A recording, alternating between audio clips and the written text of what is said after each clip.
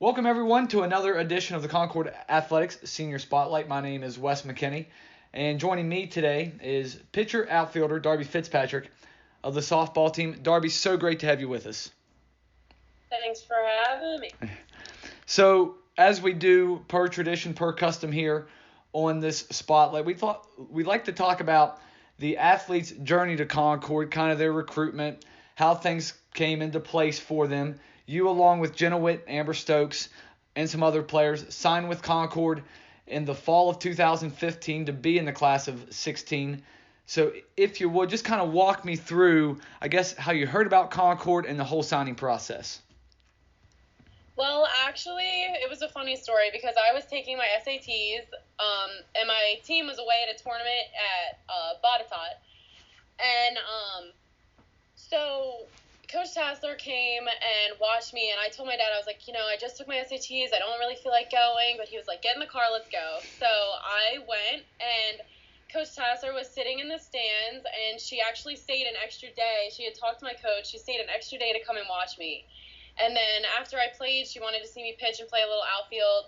So after that happened, I talked to her, and then I went on a visit a few weeks later. So I mean, was there any other schools, I guess, that were kind of involved because you did sign early, so you kind of took kind of the suspense out of things, but was there anybody else that really had looked at you to play softball at the next level? Yeah, I actually went on an official visit to Shepherd, and I don't know, I just wasn't really clicking with that university. So I also was interested in Westchester for a little while, but it was too close to home. So I wanted to spread my wings and fly a little bit and go a little further away.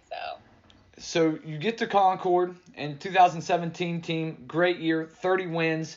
You get to do a lot of pitching, not as many at bats, only about 45 at bats that season. But Darby, I didn't realize this. Your freshman year, you go 6-3, ERA under 3 of 2.73, and I think two wins that maybe kind of define your freshman season was against Winston-Salem State, a team that's a very formidable opponent in the CIAA, and then Seton Hill, who was just 2 seasons removed from an NCAA regional bid. Were those kind of 2 wins that made you feel like, hey, this isn't such as big an adjustment as I thought it was going to be? Seton Hill was a good win for me. I remember that one. There were times my freshman year where I just had to dig deep and try to prove myself, I guess. But yeah, Seton Hill was a big win for me, and it definitely boosted my confidence. Yeah, and was it kind of nice because you look at the talent on that 2017 team, as I mentioned, Allie Reed's already here, Sarah Herndon's already here. Both of them are seniors, so they've been through the wars before. So that kind of lets you kind of settle into things, I guess. Yeah, actually, Allie Reed used to call my pitches. We kind of threw the same, so she kind of understood who I was as a pitcher. So you go from being kind of the third pitcher in that mix and just kind of feeling your way through things as a freshman.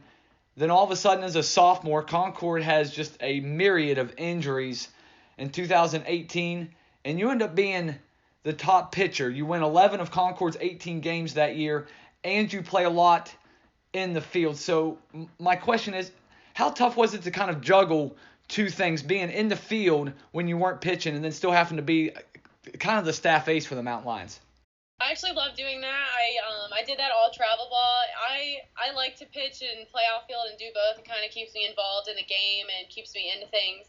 But being able to do that in college was kind of like a dream come true because I got to do both the things that I love, and I got to play a good amount of games doing that. So.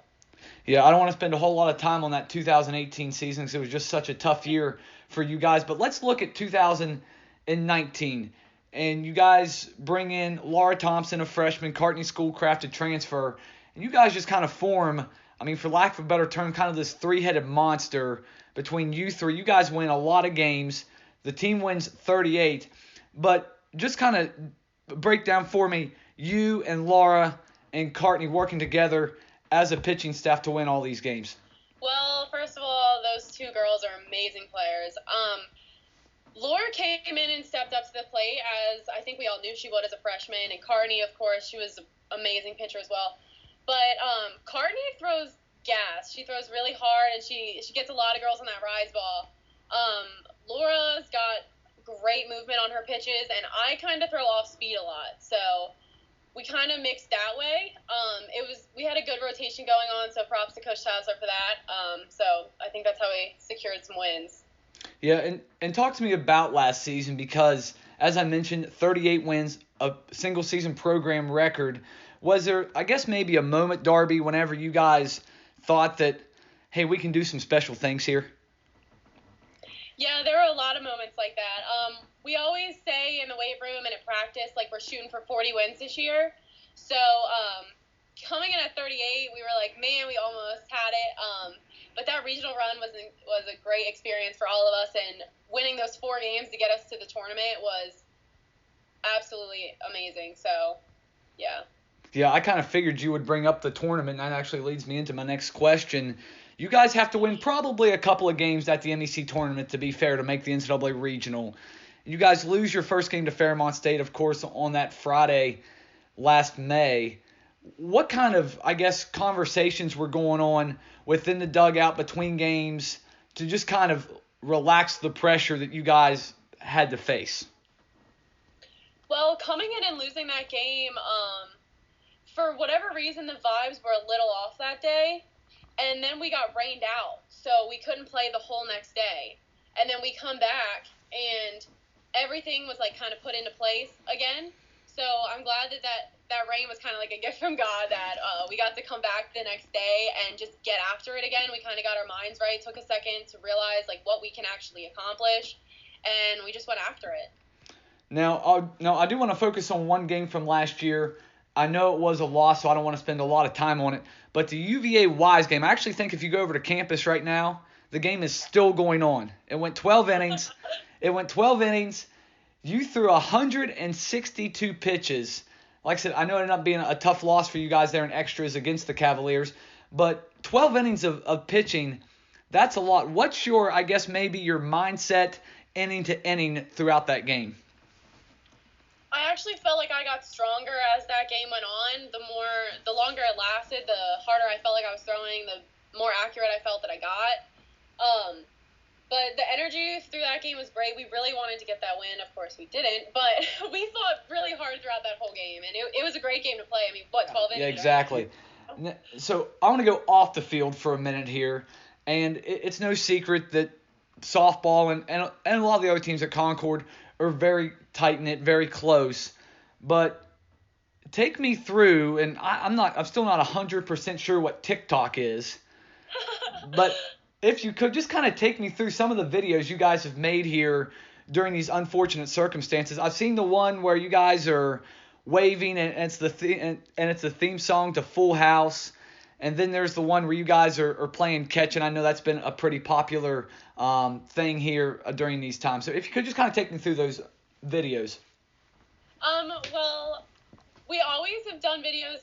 The first one I think was started at regionals last year. We walked off the bus and we were all doing something stupid, just something silly to loosen us up. And then this year, after the ending kind of went wrong, we decided to do the ball flip to each other. So it kind of felt like we were playing catch in a way, made me kind of sentimental. But we always have been a goofy, loose, silly team, so we're always into that kind of stuff. Especially TikTok.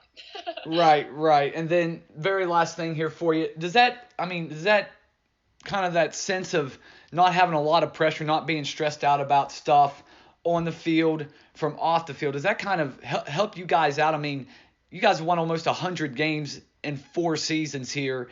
I mean, does that kind of help you guys just almost as a stress reliever? Yeah, I mean, as soon as you walk into the dugout after something goes wrong or you make an error, strike out, whatever it is, you know that someone on the team is going to try to, like, grab your helmet, loosen you up, like, know that it's not the end of the world. There's still a lot of left of the game to play. So I think it helps me. I love doing that. I love being there for the girls and just trying to be that sense of humor that they need in a tough time. So we're all kind of like that, and it's really nice to be in that kind of environment.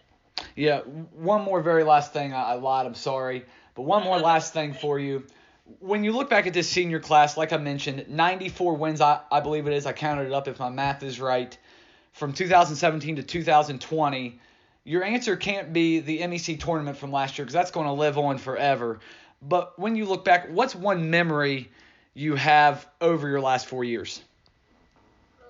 Probably my favorite one was my freshman year. We were playing Westchester. Might have been my sophomore year. Either one of those. We were playing Westchester, and it started pouring down rain. And Coach Tazler always pitches me because my hands sweat in the rain. So I'm like the rain pitcher. And we were playing them, and they had hit a home run off of me. And in response, Abby Beatty came and hit a home run off of them, and we ended up winning the game. So that was their fans were getting to us a little bit, so we had a good time securing that win. So that's one of my highlights. Well, hey, Darby, we appreciate the time here this afternoon, and best of luck in your future endeavors, and hopefully we'll see you soon somewhere. Yes, I hope so too.